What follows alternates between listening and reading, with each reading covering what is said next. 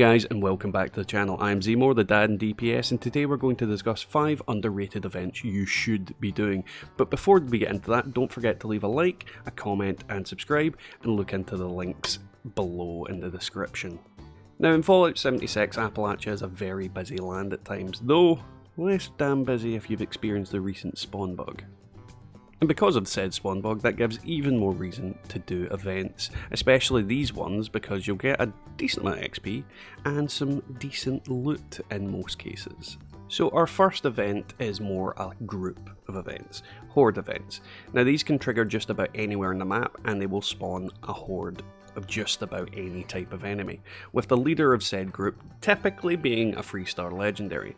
Now these events usually require you to search various locations in a certain region of the map to locate the horde. Now once you've found them, you have to defeat the leader. Now typically it's super easy to complete solo. On top of that, you get a legendary enemy pretty much for free and no effort. And if you're lucky enough, the event itself will also give you a legendary item as a reward. Now, these events are great for a few reasons. It's quick, easy, and the free legendary loot on top of everything is pretty decent.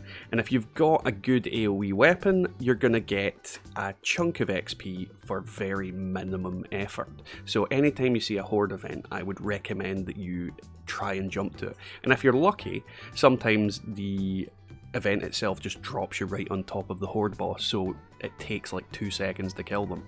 So yeah, Horde events are very underrated. Number 2 on our list is Awol Armaments. Now I find this event running most of the time I come to a server, and one thing it shares in common with our last event is that it guarantees a legendary enemy.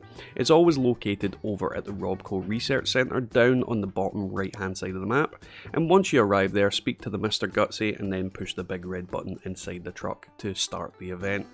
At this point, you must fight off 3 waves of robots, of varying numbers depending on how many people attend the event, and each of these enemies can also spawn as a legendary.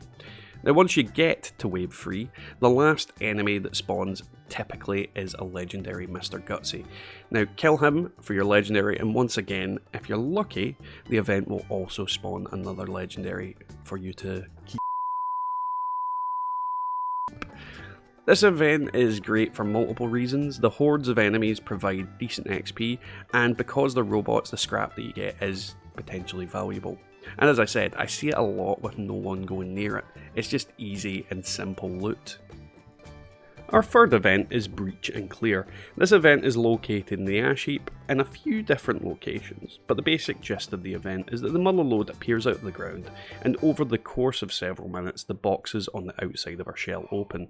Each of these house ore, resources, sometimes a fake legendary weapon, the meteoric sword, and as they do, mole miners basically attack you and have to be fought off. Now, if you've completed the quests involving the Hornwright's executive keycard and the motherlode, you can also use them to unlock the Hornwright executive boxes, which usually contain better resources than the average box. Now, I'll say this straight, this is a great event for a chunk of resources pretty quickly. However, bear in mind that the containers contain loot that is not instant, so multiple players will have to fight over each and every box. However, as with most of these events, you'll find very few people actually doing them. So the reality is, even though you do need to fight over the loot, there's usually no one to fight over the loot with. So yeah, quick, easy, and gets you some XP. Number 4 on the list is Free Range. Now, most of you will see this event pop up a lot, and then just flat out ignore it. Reason for this? It's an escort event, and let's be honest, we all hate them, and in most games they are just more than slightly annoying. However, I heavily advise that you do this event. So the basics of the event, they're pretty simple. Herd free Brahmin to a location using the shepherd staff that you find on the downed robot that's prompted usually in the area, and fight your way through various waves of enemies that spawn, and basically kill them. At this point, at the end of the event, you will get a legendary sheep squatch to spawn, and that has to be taken down. If any of the cows die before the event's end, the chances of the better rewards are also reduced. Now, the reason to do this event isn't like the rest. Don't get me wrong, you could get a sweet legendary out of this, but no, what you want are plans. More specifically, the Sheep Squatch staff, mace, and any of the mods for them. These sell really well due to the lack of people doing the event, and on top of that, the mod plans for the Sheep Squatch staff and mace are worth a bundle because they're rarer than the rest.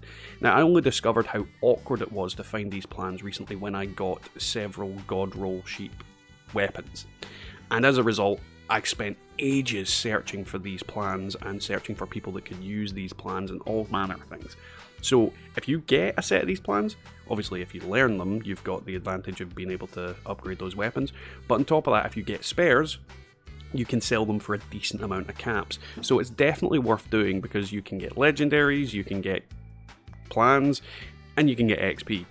And it doesn't take that long to do it. The fifth and final event is Riding Shotgun. This is one of the lesser known events even to this day due to the fact you need to activate it.